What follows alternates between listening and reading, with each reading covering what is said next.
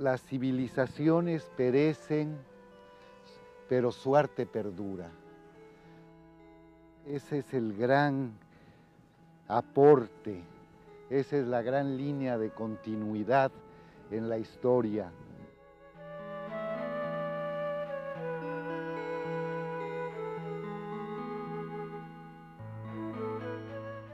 Viajero incansable, Sergio Pitol ha sido capaz de conjugar sus labores diplomáticas con una continua producción literaria en la que es difícil decidir qué virtud debe destacarse, si la belleza de su prosa o la inteligencia de su pensamiento.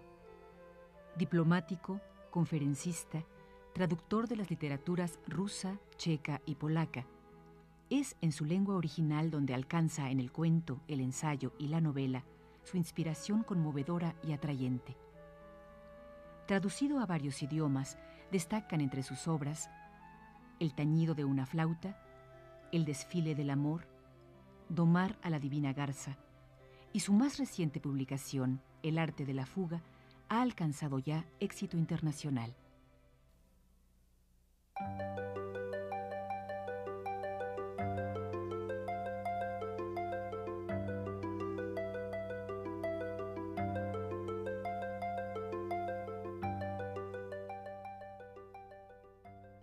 En los 28 años que había yo vivido Europa, viajé por muchos lugares, viví en muchos lugares, pero siempre sentí, por placentero que fuera la experiencia, que estaba yo de tránsito.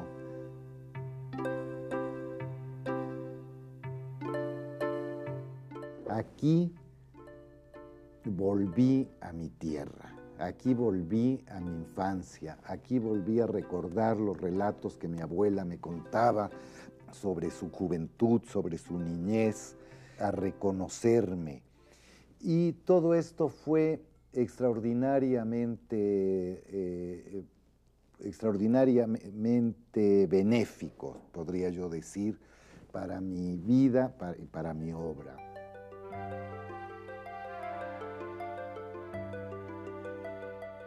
Vivir en algunas regiones de Veracruz, visitar, por ejemplo, este jardín en las inmediaciones de Jalapa, recorrer sus caminos, los caminos de la zona, hace por fuerza meditar, reflexionar en que las civilizaciones de muchas maneras están ligadas, tienen su fuente, tienen una de sus fuentes, de sus manantiales, en la naturaleza de las cuales surgen.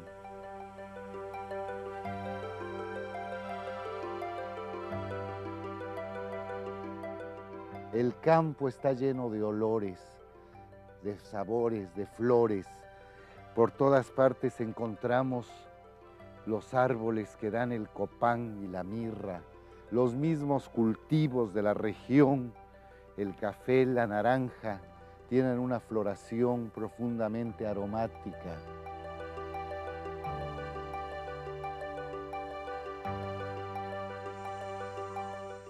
Nada tiende a la severidad, nada tiende a la tensión.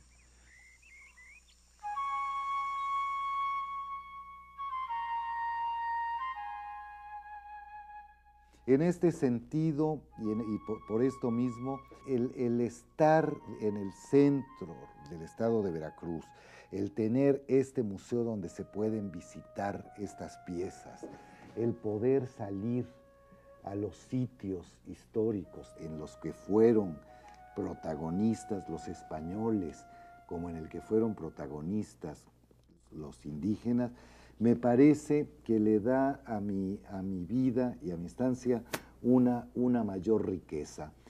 Y en esto sí tengo que insistir, no escribo ni pienso, porque digo, tengo que pensar como de la manera que como heredero de estas razas y de estos grupos y de estas etnias y de estas culturas. No, eso está integrado en uno, subterráneamente.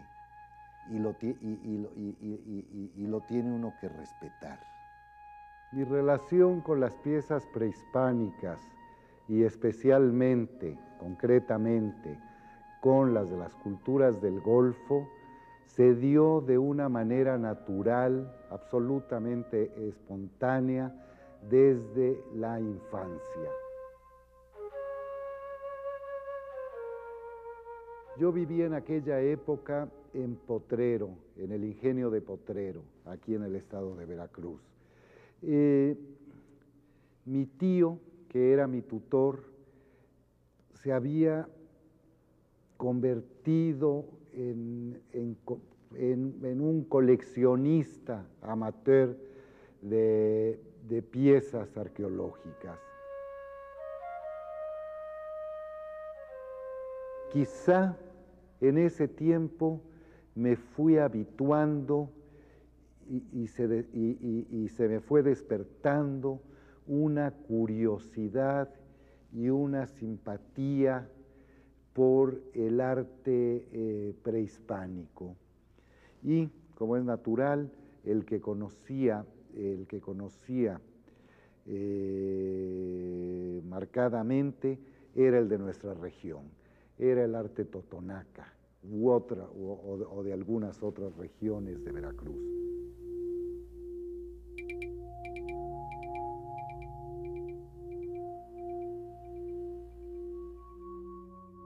Y uno de los lugares que conocí en mis años de juventud no había sido descubierto, trabajado, rescatado, fue Quiahuixtlán.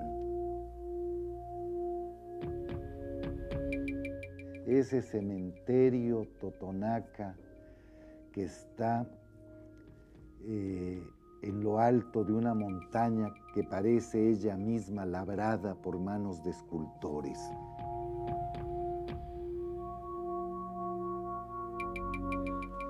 Hay una corriente poderosa en la poesía española que canta lo efímero de la vida, del placer, de la gloria.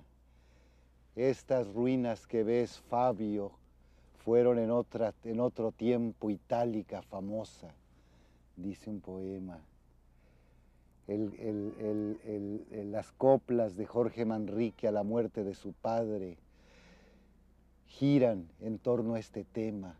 El pasado es el pasado, la vida es efímera, las civilizaciones caen, los poderosos desaparecen, solo la virtud perdura. ¿Qué se fizo el rey Don Juan?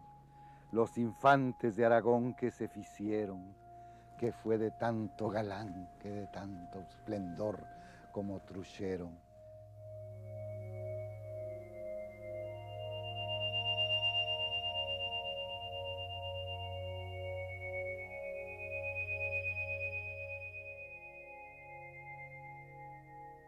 Todas las civilizaciones, y eso no nos lo canta el poema, sino la historia misma, los hechos de la historia, las crónicas de la historia, son perecederas. Pueden alcanzar momentos de esplendor para después sumirse en un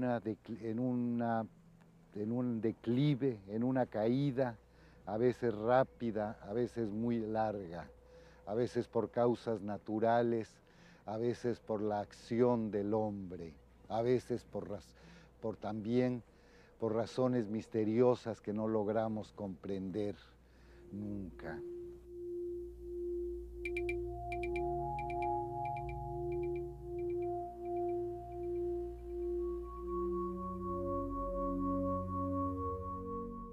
El arte queda y queda integrado al arte ciertos elementos de la cultura que lo produjo, ecos de las pasiones, ecos de las ideas que se movieron en aquel momento. Dicen que esta zona está imantada, que tiene poderes, dicen las gentes del rumbo. Y es posible que lo sea y que por eso se haya elegido, pero también Es extraordinario esa sensación plástica, esa sensación de lujo de los sentidos, de lujo de la vista, para reunir tal esplendor natural con formas hechas por el hombre, para sus celebraciones, para los grandes fastos luctuosos, mortuorios. La soledad el sentimiento de soledad es extraordinario. El paisaje parece iluminarse cuando la gente se retira. Pienso por qué estas civilizaciones, estos mundos que caducaron después de la conquista, no pertenecen a la literatura. Los encontramos en las crónicas del siglo XIX como testimonio del mundo que fue, especialmente en Bernal Díaz del Castillo, con una riqueza de detalles extraordinarios, con un sentimiento novelístico incalculable. La novela histórica mexicana se ha detenido, ha marcado sus escenarios. La independencia, el imperio, el segundo imperio sobre todo, las guerras intestinas entre conservadores y liberales en el siglo XIX, la revolución de 1910 y sus postrimerías, y el mundo prehispánico no aparece, aparece el indio ya como peón, el indio como figura humana vejada, pero este mundo en el que estoy moviéndome ahora, que avanzo hacia el valle de las tumbas, no existe.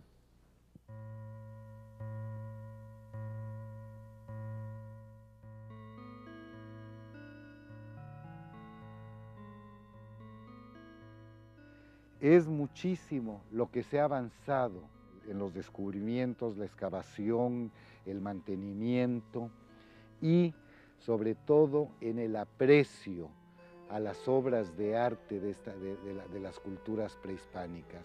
Es muchísimo, pero todavía falta tiempo quizá para llegar a cubrirnos todas nuestras zonas interiores.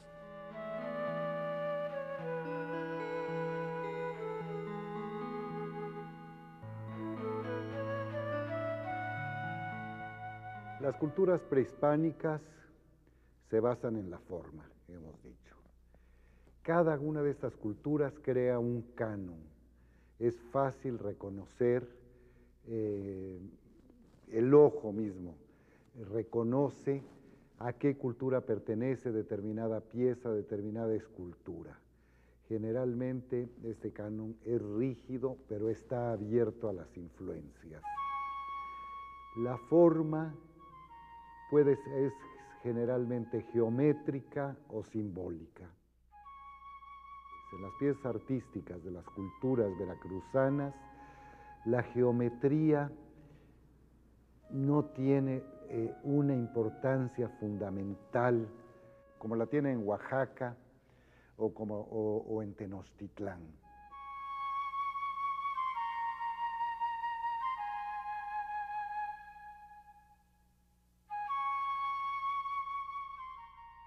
La forma es fundamentalmente simbólica aquí. Y una de las cosas que más me interesan, que más me gustan, que más cercano me hacen el arte totonaca, el arte prehispánico veracruzano, es su repudio a lo hierático y a lo solemne.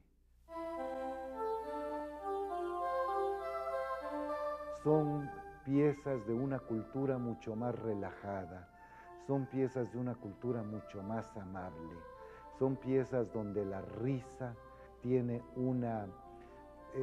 se evidencia, tiene un carácter fundamental, y donde el ritmo, el movimiento parece serlo todo. Si uno compara la gran pirámide, la notable pirámide del Tajín, con las pirámides de Teotihuacán, uno ve inmediatamente esa diferencia.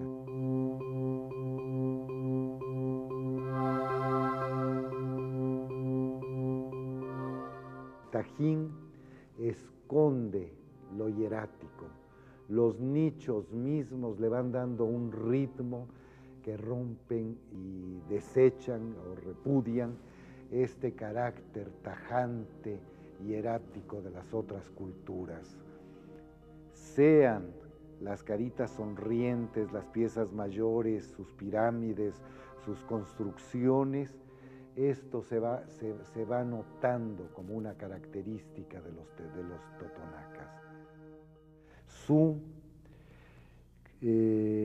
Es su sentido del movimiento, su sentido de la alegría, su sentido del ritmo. Hay algo de voluptuosidad de la cual carecen las otras culturas.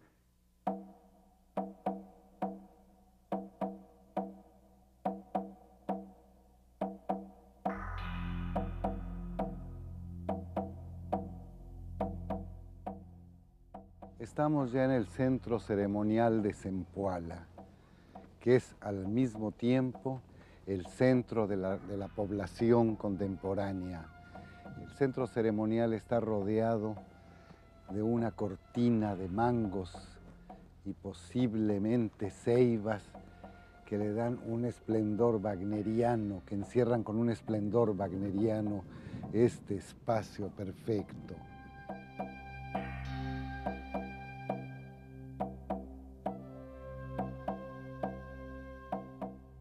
Zempoala es, desde luego, uno de los sitios en que se decidió el destino de este país en que vivimos.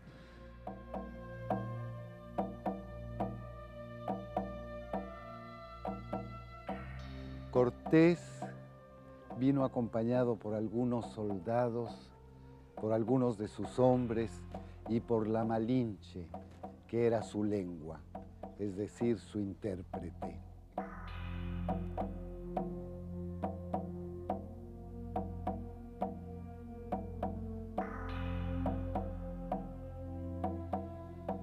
En este lugar, en este hermoso y apacible y bellísimo sitio, se trazaron las primeras alianzas entre Cortés y los jefes indígenas que pensaban que sería una fortuna la conquista y destrucción de Tenochtitlán.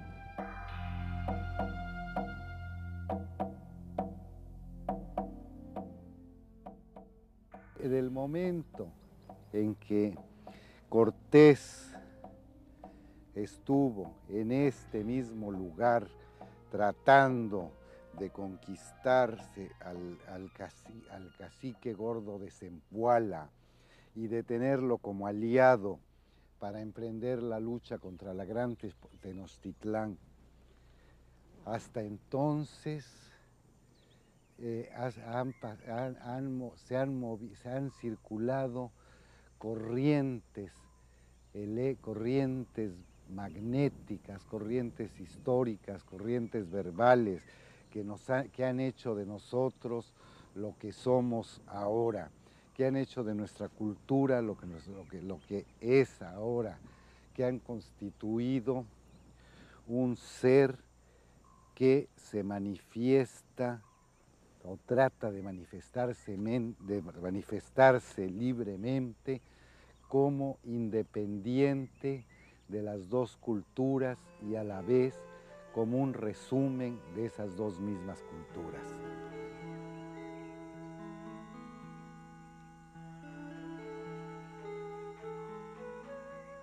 Creo que lo más valioso que se ha dado en México procede de esta entidad de mestizaje que nosotros representamos, de estas razas que están integradas en nosotros y se combaten y se armonizan constantemente en nuestro interior. Una de las cosas que me entusiasma de vivir en mi país es encontrar características que son absolutamente individuales y diferentes a la uniformidad en la que empieza a asumirse el mundo.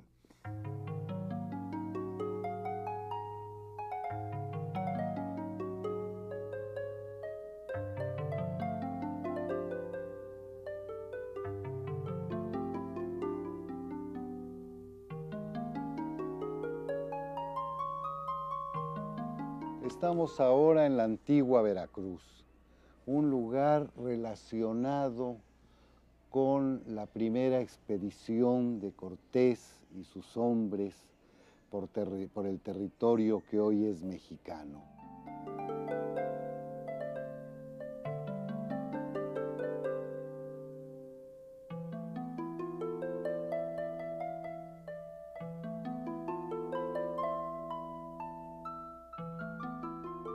Estar en este lugar hoy día parece estar en el escenario de una novela de Carpentier, por ejemplo.